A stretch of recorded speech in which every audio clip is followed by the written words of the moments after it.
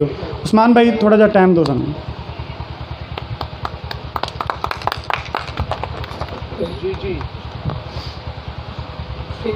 उस्मान साहब आरफाला से तशरीफ लाए हैं। ये हमारे बहुत ही प्रोग्रेसिव फार्मर भी हैं, भाई भी हैं, दोस्त भी हैं और गाँव के बहुत ही ज़्यादा रहनुमा भी हैं।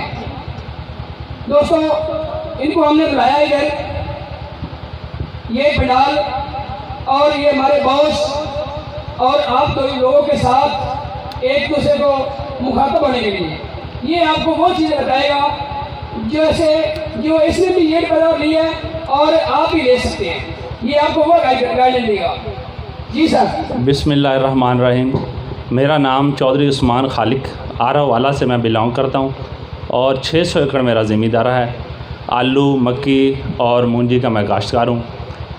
भाईजान, मैंने पिछले साल LP2 लगाई थी और मेरी औस एवरेज जो थी ना वो 111 मन आई थी। 106 एकड़ मैंने लगाया था पिछले साल पहली दफ़ा, और इस दफ़ा मैंने आलू की पटाई के बाद LP18 और LP2 लगाया जिसकी मेरी औसत पैदावार 130 मन आई और मैंने 1340 रुपये से लेके 1462 रुपये तक मार्केट में सेल किया उसको। जी, इसके अंदर जो खुराक है ना वो बड़ी कारसाज है। खुराक के बग़ैर जो है ना कोई भी हाईब्रिड वैरायटी हो, LP2 है, 403 है, LP18 है, इससे एवरेज नहीं ली जा सकती। मैंने आलू वाले रकबे को 2 बोरी DAP, 3 बोरी यूरिया, 2 थैली जिंक और 1 बोरी नाइट्रोफास डाली है। उसके अलावा स्प्रे वगैरह जो होते हैं वो किए हैं सिंजेंटा के। ख़ास तौर पर मैं स्प्रे करता हूँ क्योंकि मैं एक फ्रेंचाइजी हूँ सिंजेंटा का। और इसके अलावा मैंने मार्च में सीड लिया था। उसके बाद मैंने 25 मार्च को इसकी पनीरी काश्त की।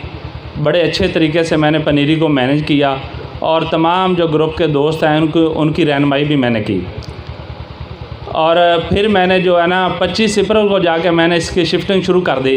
पहले मैंने जो है LP2 वो शिफ्ट किया, उसके बाद मैंने LP18 शिफ्ट किया।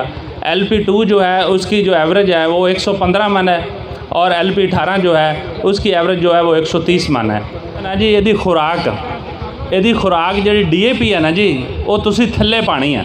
कोशिश करे हर जिमीदार इनू DAP जिन्नी भी पानी है 1.5 बोरी 2 बोरी वो इनू थल्ले पावे।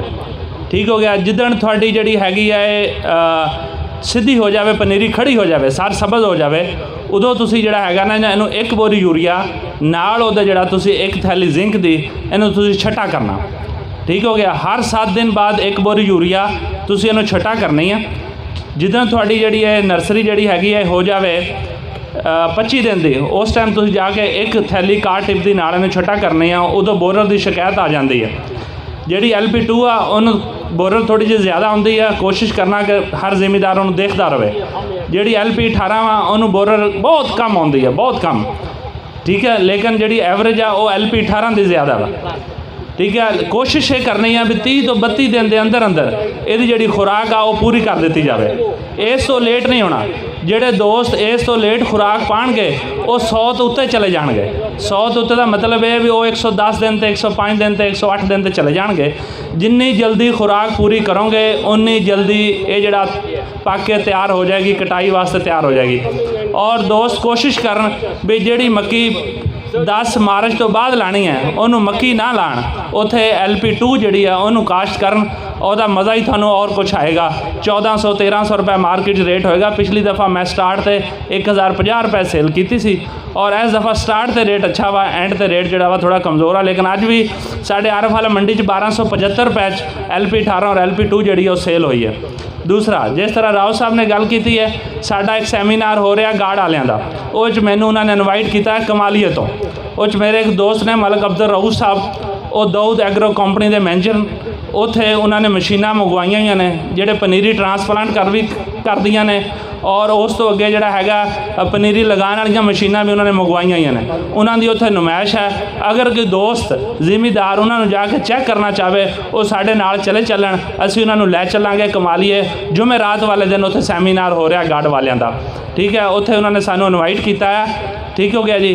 तो उत्थे जिहड़ी हैगी पनीरी लाने वाली मशीन भी है और पनीरी नूं अगे ट्रांसप्लांट करने वाली मशीन भी है, और उत्थे वो मुंजी भी लगी LP 18 जिहदी एवरेज 122 मन आई है, जिन्हों मलिक अब्दुल रऊफ साहब ने मशीन ना ट्रांसप्लांट किया सी जी। यही गल्लां सी। शुक्रिया जी। इसके अलावा किसी ज़िम्मेदार का मेरे साथ कोई सवाल हो तो वो मुझसे कर सकता है। शुक्रिया जी।